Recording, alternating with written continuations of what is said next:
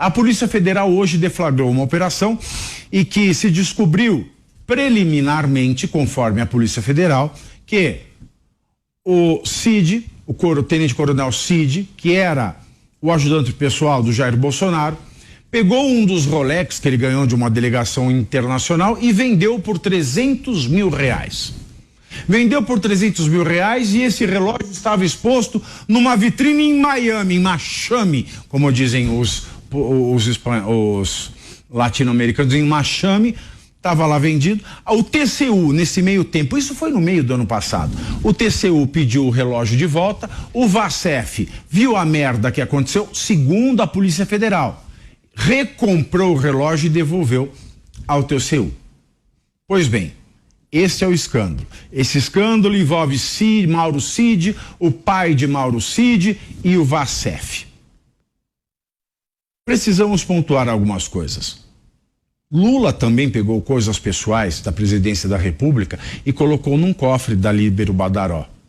Quero lembrar aqui uma memorável matéria do Reinaldo Azevedo de 2016, mostrando que um Cristo barroco de valor inestimável, muito mais que R$300 mil, estava num cofre do Lula no Banco do Brasil da Líbero Badaró. Foi-se devolvido, acabou o assunto. A mesma coisa com questões de Dilma Rousseff. O ponto é, não existe no Brasil lei que regulamente presente ao presidente da República. Não existe.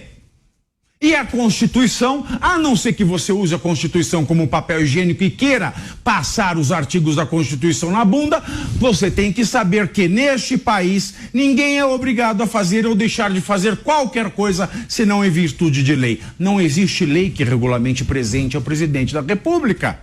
Deveria haver? Deveria. Mas não tem. Eu não sou legislador.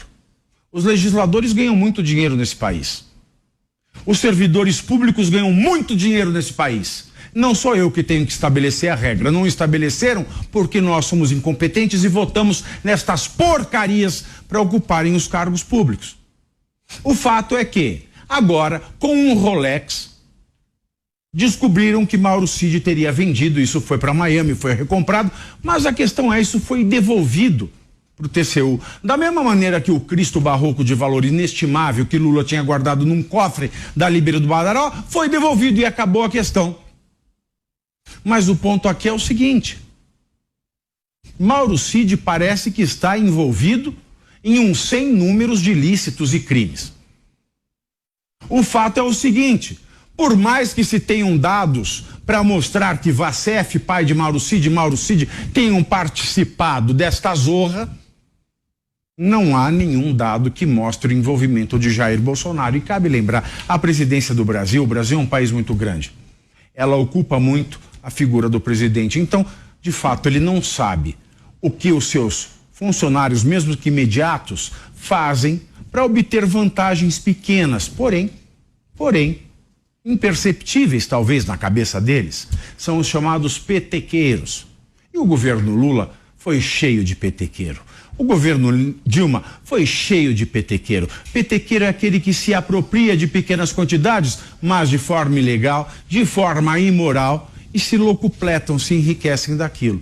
Logo, sem prova, nós vimos no caso do presidente da Câmara dos Deputados, Arthur Lira, em que um assessor foi pego com tanto dinheiro em espécie, mas nada existia que ligasse aquele dinheiro ao Lira. Portanto, precisa existir provas.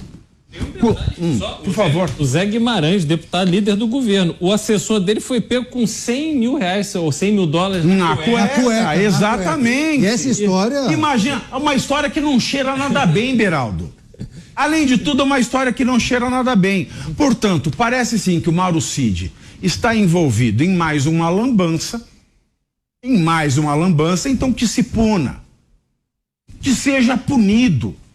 Eu não estou pedindo aqui impunidade de ninguém, mas eu estou pedindo tratamento igualitário perante as leis que existem nesse país. Portanto, se estas apreensões são feitas com o mero intuito de obter uma delação premiada, o que foi dito há pouquíssimo tempo atrás por um ministro, comparando as delações premiadas como torturas, que elas não sirvam para condenar alguém sem provas depois dessas delações. Mas o fato é que, se agiu mal, tem que pagar, mas todos têm que pagar. Porque a lei aplicada para alguém de uma ideologia não justifica a não aplicação da mesma lei para alguém de outra ideologia.